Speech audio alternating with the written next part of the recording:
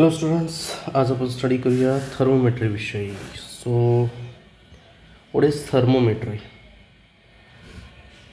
Thermometry is a branch of physics, right.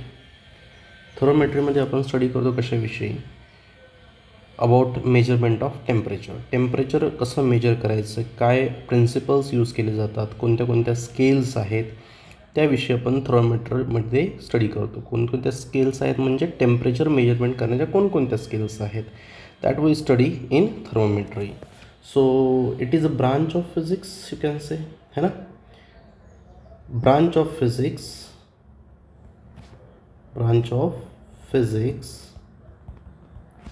which deals with measurement of temperature. ठीक आहे. तर आपल्याला temperature measurement कसं करायचं त्याविषयी ही ब्रांच सांगते. तर त्यासाठी काही टर्म्स आपल्याला माहिती असल्या पाहिजेत. पहिली टर्म आहे हीट. What is heat? बघा, आपल्या सर्वांना माहिती आहे हीट एक फॉर्म ऑफ एनर्जी आहे. तुम्ही आतापर्यंत स्टडी केलं असेल की हीट काय आहे, फॉर्म ऑफ एनर्जी आहे. मग प्रत्येक एनर्जीला आपण हीट का म्हणत नाही? जसं की पोटेन्शियल एनर्जीप्रमाणे हीट का म्हणत नाही? तर याच्यामागे एक कारण आहे. हीट आपण त्याच एनर्जीला म्हणतो जी काय असते एका बॉडीवरून दुसऱ्या बॉडीला फ्लो होत असते, राईट ना. म्हणजे जी एनर्जी मोशनमध्ये आहे, म्हणजे एका बॉडी टू दुसऱ्या बॉडीकडे फ्लो होते किंवा बॉडीच्या एका पार्टवरून दुसऱ्या पार्टला फ्लो होते, त्यालाच आपण काय म्हणतो? हीट म्हणतो. जसं एक्झाम्पलसाठी आपण काय म्हटलं की सपोज हा एक रॉड आहे आणि ह्या रॉडच्या या एंडला टेम्परेचर 100 डिग्री सेल्सिअस आहे आणि या एंडला टेम्परेचर आपण म्हटलं 10 डिग्री सेल्सिअस आहे. तर ह्या रॉडच्या अलॉंग अशा प्रकारे ह्या हाय टेम्परेचरपासून लो टेम्परेचरला हीट काय होणार? फ्लो होणार.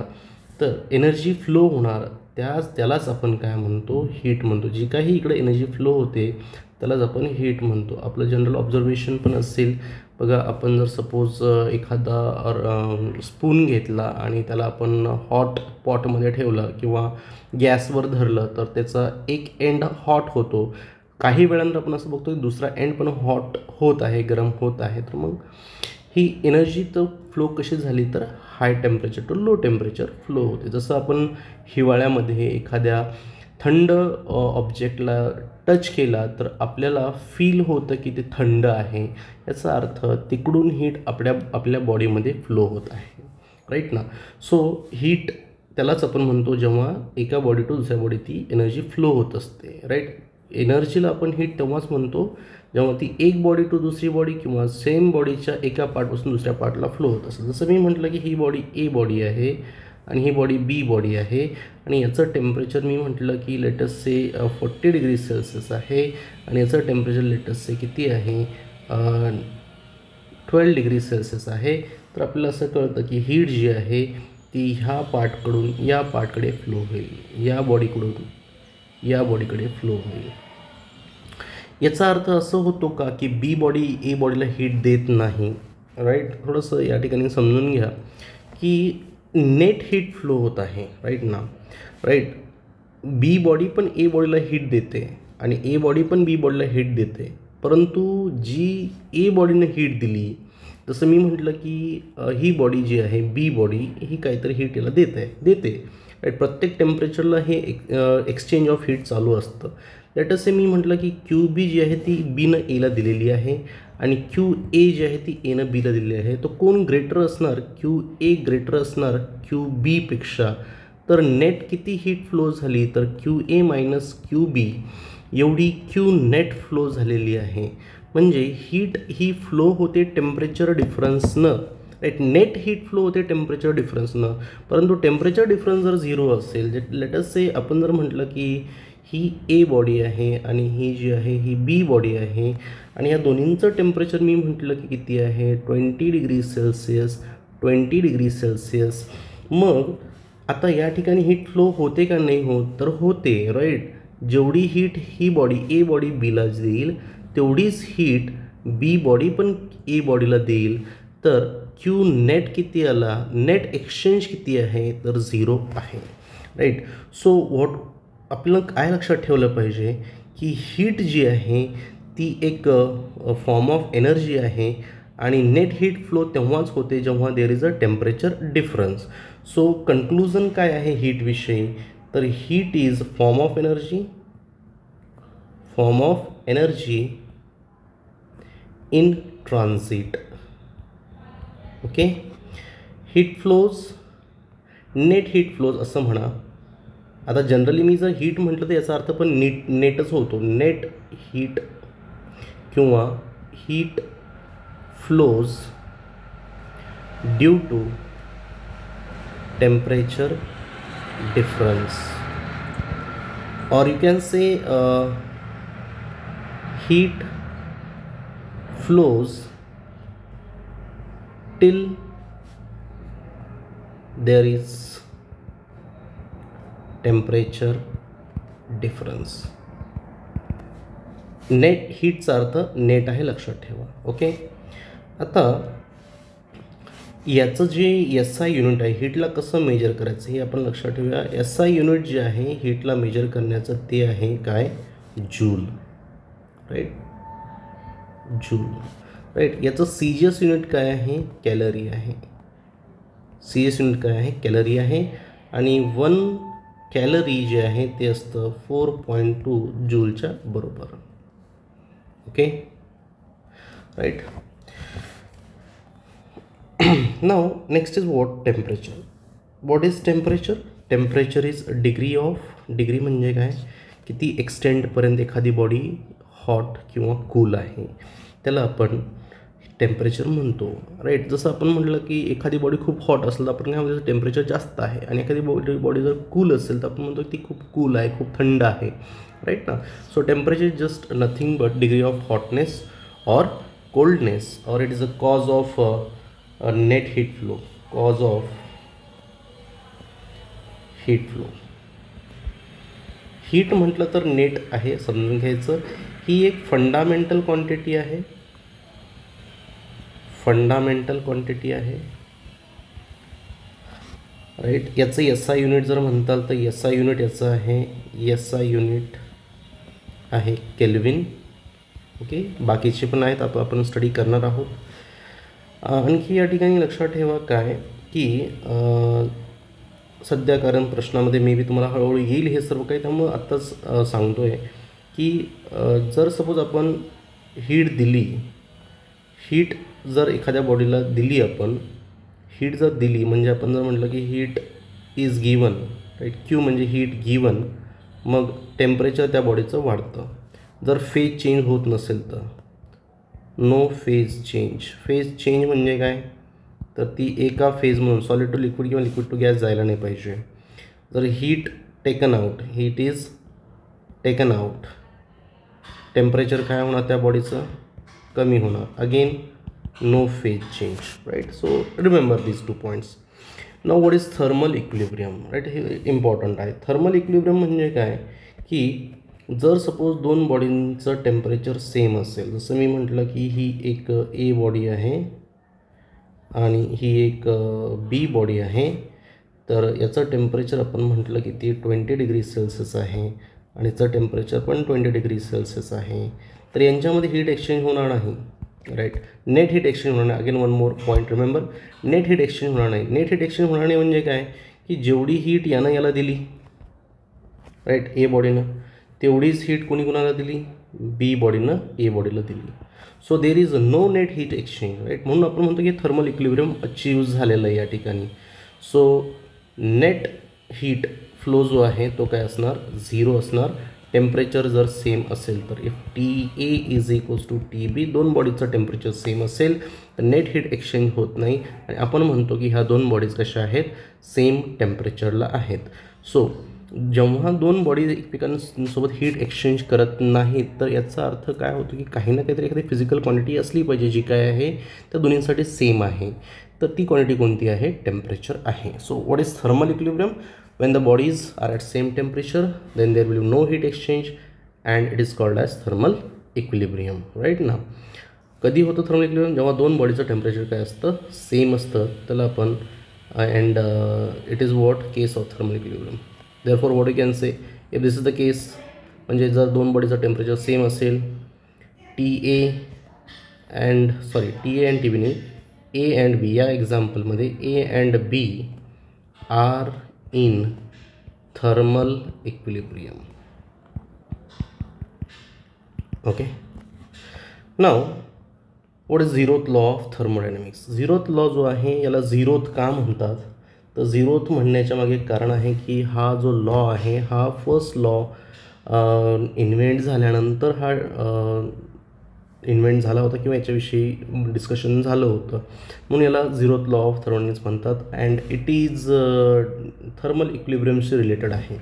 मग हा झिरोथ लॉ ऑफ थर्मोडायनॅमिक्स काय सांगतो की जर suppose write the thermodynamics zeroth law states that if two systems are at same time in thermal equilibrium with the third, then they are in equilibrium with each other. म्हणजे काय, simple आहे बघा. जर मी म्हटलं की ही एक ए बॉडी आहे किंवा ए सिस्टम आहे, ही एक बी सिस्टम आहे आणि ही एक सी सिस्टम आहे, आणि मी म्हटलं की हा ए जो आहे तो याच्यासोबत थर्मल इक्विलिब्रियममध्ये आहे, कोण? सी सोबत, आणि सायमल्टेनियसली त्याच इन्स्टंटला बी पण जो आहे तो कुणासोबत थर्मल इक्विलिब्रियममध्ये आहे?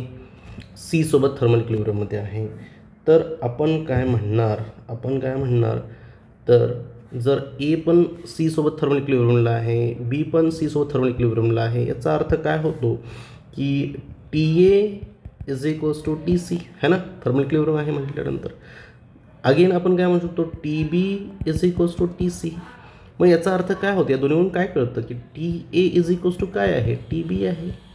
And this is what zeroth law of thermodynamics. म्हणजेच जर दोन सिस्टम्स थर्ड सिस्टमसोबत थर्मल इक्विलिब्रियमला असतील तर त्या दोन सिस्टम्स एकमेकांसोबत थर्मल इक्विलिब्रियमला असल्या पाहिजेत, म्हणजेच त्यांचं टेम्परेचर काय असलं पाहिजे? सेम असलं पाहिजे.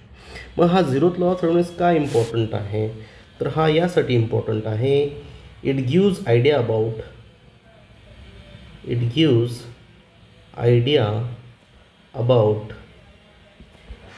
Measurement of temperature. तुम्ही म्हणताल म्हणजे काय की हा आपल्याला टेम्परेचर मेजरमेंटविषयी आयडिया देतो. कशी काय आयडिया देतो हा टेम्परेचर मेजरमेंटविषयी? तर हा आयडिया अशा प्रकारे देतो की जर सपोज दोन बॉडींचं टेम्परेचर सेम आहे, सो मी या ठिकाणी म्हटलं की ए आणि सीचं टेम्परेचर सेम आहे, बी आणि सीचं टेम्परेचर पण सेम आहे, त्यामुळं ए आणि बीचं पण बरोबर आलं. तर मग टेम्परेचर मेजरमेंट कसं करायचं, राईट? जर सपोज आपण असं म्हटलं असतं की एखादी कोणतरी फिजिकल क्वांटिटी आहे जी टेम्परेचरसोबत व्हॅरी होते, जसं की मर्क्युरीचं एक्सपान्शन टेम्परेचरसोबत व्हॅरी होतं, म्हणजे त्याचं लिनियरली एक्सपान्शन होतं कुणाचं? मर्क्युरीचं. ते जर आपण थर्मोमीटरमध्ये टाकलं आणि आपण जर एचं एक्सपान्शन बघितलं, एला त्या थर्मोमीटरला टच केलं तर मर्क्युरी काही ना काहीतरी एक्सपांड होणार. मग अगेन आपण सीला त्याला टच केलं, राईट ना, काही वेळानंतर ते नॉर्मल आल्यानंतर आपण त्याला सीला टच केलं आणि आपण बघितलं तर दोन्ही केसमध्ये एक्सपान्शन सेम येईल. म्हणजे याचा अर्थ काय होतं की T A equal to T C आहे ना. सिमिलरली आपण काही वेळानंतर बीला जर टच केलं तर थर्मोमीटर, तर अगेन तेवढंच एक्सपान्शन येईल. म्हणजे या सर्वांचं टेम्परेचर सेम आहे असं आपल्याला कळतं.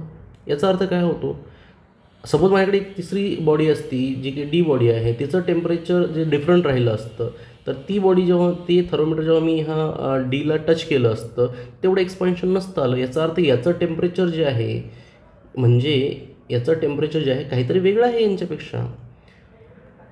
म्हणजे हा जो लॉ आहे हा आपल्याला काय सांगतो, कशाविषयी सांगतो की एक अशी कोणतरी फंडामेंटल क्वांटिटी असली पाहिजे, एक क्वांटिटी अशी असली पाहिजे जी या सर्वांसाठी ए बी सीसाठी सेम आहे, परंतु डीसाठी काय आहे? डिफरंट आहे. ओके, मग ती डिफरंट कोणती क्वांटिटी आहे? तर मग त्यालाच आपण काय म्हटलं? टेम्परेचर म्हटलं आहे. आलं लक्षात? सो टेम्परेचर विषयी हा झिरोथ लॉ ऑफ थर्मोडायनॅमिक्स सांगतो, राईट ना. या तीन बॉडीसाठी सेम काय आहे? हीट सेम आहे का, राईट? त्यांच्यामध्ये हीट एक्सचेंज होत नाही, राईट? त्यांच्यामध्ये हीट एक्सचेंज होत नाही, मग त्यांची हीट सेम आहे का? It may be different, but there should be one quantity, one physical parameter which is same for all these three, and that is what? Temperature. Right ना. So it gives idea about temperature असं आपण म्हणू शकतो, किंवा हे आपल्याला measurement of टेम्परेचरविषयी हा law सांगतो. ठीक आहे. सो हा आहे 0th लॉ ऑफ थर्मोडायनॅमिक्स, जो आपल्याला टेम्परेचर मेजरमेंटविषयी आयडिया देतो.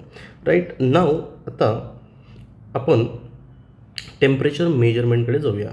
तर टेम्परेचर मेजरमेंट आपण कसं करतो. राईट, टेम्परेचर मेजरमेंटसाठी आपल्याला एक फिजिकल क्वांटिटी, डिफरंट बॉडीज म्हणा किंवा कोणत्याही बॉडीचे डिफरंट पॅरामीटर्स जे आहेत ते टेम्परेचरसोबत काय होतात, व्हॅरी होतात.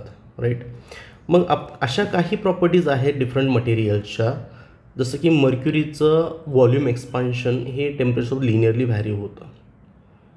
टेम्परेचरसोबत मर्क्युरीचं एक्सपान्शन लिनियरली व्हॅरी होतं, म्हणजे त्याचा व्हॉल्यूम जो आहे तो टेम्परेचरसोबत लिनियरली बदलतो.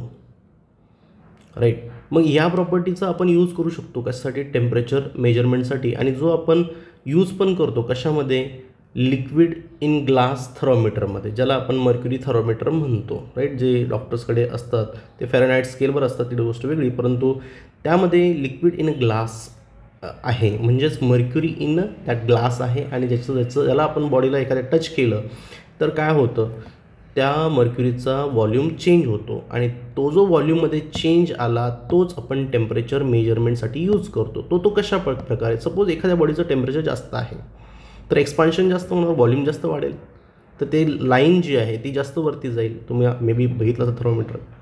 राईट, आणि एखाद्या बॉडीचं टेम्परेचर जे आहे तर एक्सपान्शन कमी होईल, है ना. मग एक्सपान्शन जास्त झालं तर टेम्परेचर जास्त आहे असं आपण समजतो. सो आपण टेम्परेचर मेजरमेंट कसं करतो, आपण यूज करतो थर्मोडायनॅमिक प्रॉपर्टीचा. राईट ना, थर्मोडायनॅमिक प्रॉपर्टी काय आहे की अशी प्रॉपर्टी जी टेम्परेचरसोबत लिनियरली चेंज होते, मटेरियलच्या डिफरंट प्रॉपर्टीज असतात ती लिनियरली चेंज झाली पाहिजे, त्याचा आपण यूज करतो. राईट ना. सो याला थर्मोमेट्रिक प्रॉपर्टी पण म्हणतात बरेच जण, थर्मोमेट्रिक प्रॉपर्टी.